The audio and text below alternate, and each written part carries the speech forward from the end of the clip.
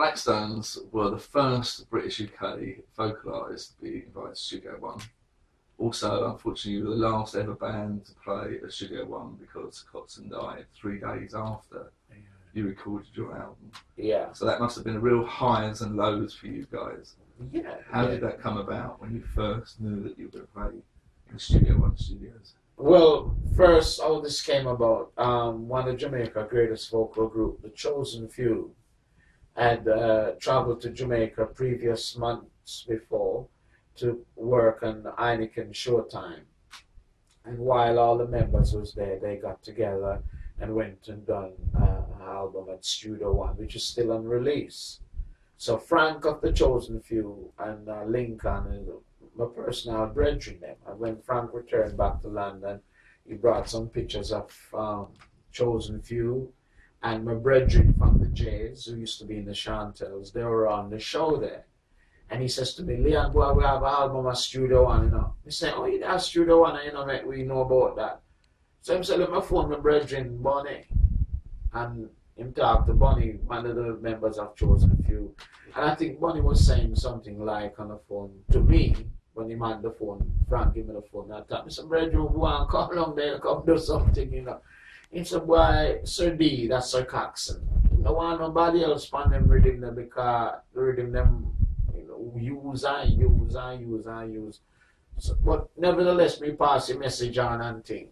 You know, so when we never hear back now, we may look on the picture where Chosen Few bring come give me. Miss me brethren in a J's. Light for us. So I call him. And Light said, boy, Leon, them loving the down here, my brethren. So I said, let me say daddy over CD, you know. So I said, boy, man thief my CD on me have. So Tony Roughcut was traveling to Jamaica, so we gave him one of the CD that we make. And Tony Roughcut, respect to you. Him carried the CD to Studio One, and he was even lucky. He told me, said, Mr. Dad, tour the whole studio with even people in Jamaica. If you're not a musician, you're not going in there. So easy, unless you know somebody who's official. So Jennifer Lara, among with Vincent Morgan from the Soul Syndicate band, and enough other musicians was there when I listened to the CD, and I was told, and Tony and Junior as witness. Somebody said, well, them sound like the Galas, the Paragons, all kind of different thing blend, but them Mr. Dad love way. So me get the phone call now, talking to Mr. Dad on the phone. So does he ring you up out of the blue? Yeah. Talking to me, and my brethren was there. What it is, Light first around and said, Leon, I have Mr. Dad here, and want him to come. No, when can you no come? When you no want come? I say, yeah, Mr. Dad here. I say, yeah, man. And then Mr. Dad take the phone and say, yeah, man, you guys, you know, are the business. I haven't heard anything like this from the days when we used to listen to the vocal group. Them I want him to come down. When you can come down, we explain to him about paying mortgage and we know we work because the music thing not giving us the money that we should be getting at the moment. Because we not do it thing just because a guy told we come sing. If they're not pay, we not go because we know we can't sing. And thing. And then the next minute, everything was sorted out, the month, the date, that suit us fine. And we got on the plane and we went to St. Thomas at the beautiful home of Mr. Mahoney and his family. They look after us, and the whole crew got to Studio One and opened the gate, and we buck up Errol Dunkley down there, some of the Scatterlights, Melodians, and enough other people down there, and some English people from Soul Jazz was there, and a few people from Russia buying Studio One and thing. And we went to record that same day, but Mr. Dad was told that we're there, and he rolled up your man, like him said, 15 minutes. But the 15 minutes became the whole day, because we out there talking and have no time to run. And he marks us to come back the following day. And the following day, when we went back to Studio One, Mr. Dad asked us to leave everything that we had in our hand, which is camera, bags, and everything, at his office desk at the entrance. And we left it there. And he said, yeah, man, don't worry, no trouble. I said, all right. And we went inside. And Theodore, Vincent Morgan, and one of Mr. Dad's son, we call him Courtney. And the DJ one of the early DJs, and King Stitch. He was there, and King Stitch was in the what we call a library, trying to find some of the rhythm them that we after, even though some of them have different name from what them call them a yard. And basically what happened when we revised the first set of tune, which was the tune on the Love Me Forever rhythm. Yeah, that was the first one. Yeah. Mr. Dad was at the front of the office, and somebody went out there to tell him whatever they were telling. We weren't there. But then when we were asking for the rhythm track, we sing Tribute to Studio One, which is not a tribute to Mr. Dad passing, is a tribute to Mr. Dad and all the people who involved in Studio One, from musicians to singers, to start at such a small place, and now the music is so international. So we pay an accolade to these people. That's what it's about, because the album was originally entitled Clement Cox and Dad Present the Blackstones Tribute to Studio One. But because of his passing, his wife said, no, let's take that off and just call it Blackstones Tribute to Studio One. So back to the story of the recording then. When we started to sing the tune Tribute to Studio One. So, sorry, yeah.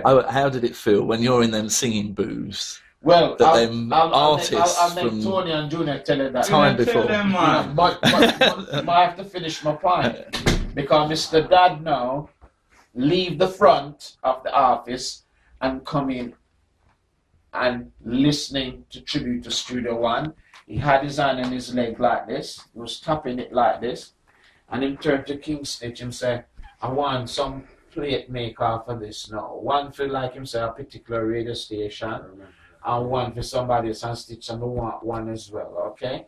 And from that day, Mr. Dad has not sat out the front of the reception desk. He came in the studio with us. He's on his knee with King Stitch, dusting off tape, whether if it's Eptones or Ken Boot or some tape. He said, boy, you know, so that is in a, and we leave that in a States, you know, we leave it in America. Get us out and we build this rhythm here now. Yeah, and Brother Leon, I must make this, because this is very important, significant to the whole point that Leon trying to make. I don't think he's making it as clear.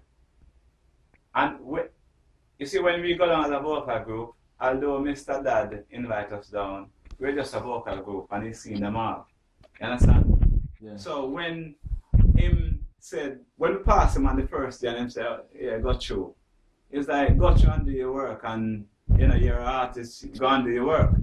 Him don't need to come down there because the engineers are down there.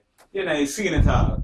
This is the man who's seen every artist from the Whalers to the Gaylords to the Uni. Him see everybody, so nobody can tell him about singers and harmony groups. But after the first day, when him hear we have mashed up the place down there, the following morning, and him's a man who reach a place kind of late sometimes, but you see, people start, don't. They must say him start reach the place early. Mrs. Dad and him start cover the place early for open the place to the Blackstone. Because at those times, because where Studio One is, we must explain that Studio One, Brentford Road. Yeah, because you were also there at a time when that's the age of jungle. That is tough place to live there with a night time. So them place a lock. You know, 5 o'clock when dust are coming, they must shut the gate. So if you delay or you start, you don't get much thing done. You understand? Yeah. So after a while now, Mr. Dad start make sure set on time, bam, because the Blackstone are a joke. We are going on and boom. We are like out a 5 tune in a couple of hours. You understand? When I can't remember other people is recording, because Leon, if you get to remember, say it's the 50th anniversary. What is gear? So a lot of people was being recorded to the return, you know, to do that 50. Oh, so while you were there, all the foundation artists. The foundation was coming to do their stuff. Yeah, like Otis Gear returned. He did Yeah. one song and in 30 odd years and returned from Canada. Yeah. Just finished the album. Yeah, man. We had from the Gladiators here. We had And you have Joe, this great lady called Joe, beautiful lady from South London, Brixton. One of our big artists is Errol Dunkley. All those people was there. Yeah. So everybody was doing on the Lone birthday. Ranger. Yeah. Lone Ranger. Well, I'd like to answer your question. You said, how did we feel when we was man. Vice in At Studio Studio In their One? booths. Yeah. The first day when we start Vice, the people of Jamaica actually get so sweet about the situation that they tell their friends, their colleagues, and the second day we go, people from school, people from Argo, line I up, shoot, man. Studio One. And we didn't really think anything of it. We Yeah. just sing because You just we think said it's to ourselves, boy, for Studio you One. go to Jamaica, you start singing, I mean, thank you. Yeah. They will run you. Yeah. So we start to sing like a bird. Yeah, man. I'll come with the vibe. We create such a crowd there, it was unbelievable. So in the studio itself, when we were singing, I'll tell you something, me personally, I can tell you, I remember Jamaica, how Jamaica was when I was a boy. And I said to myself, I can't believe that I'm in Jamaica, in this favorite studio. It's like a, what you call now, a university of music. University. And we gone to the headmaster, and the headmaster accepted us as one of our Honorary students. Yeah. and it was a great pleasure, trust me. Yeah.